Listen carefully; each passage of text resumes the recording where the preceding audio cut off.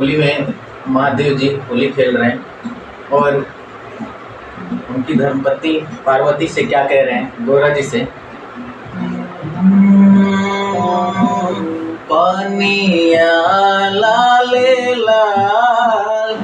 ए गौरा हमरो के चाही, पनिया लाले लाल ए गौरा हमरो के चाही, पनिया लाले लाल ए गौरा हमरो के चाही, पनिया लाले लाल ए गौरा हमरो के चाही। एहो अड़ भंगिया तू रह गईला भोला, एहो अड़ भंगिया तू रह गईला भोला, लाले लाले पनिया कहवाई होला, लाले लाले पनिया कहवाई होला, खरीदे के पड़ी हो गुलाल हो,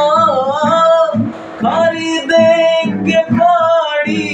गुलाल ए गौरा हमरो के चाही,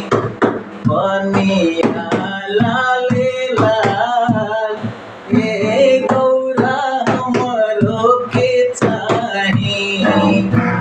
पनिया लाले लाल ए गौरा हमरो के चाही।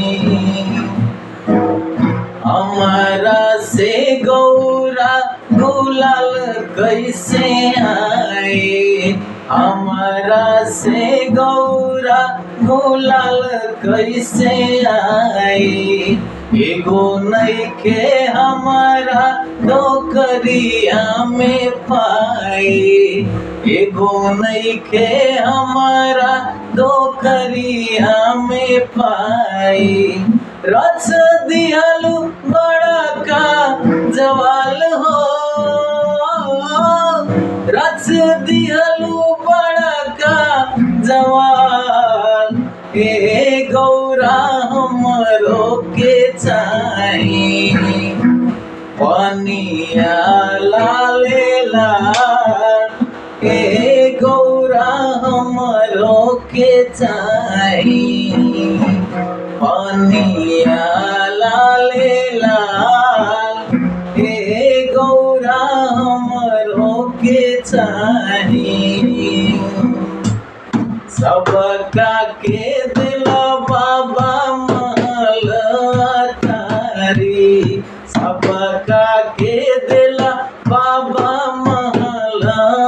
तारी, अपने रहेला तू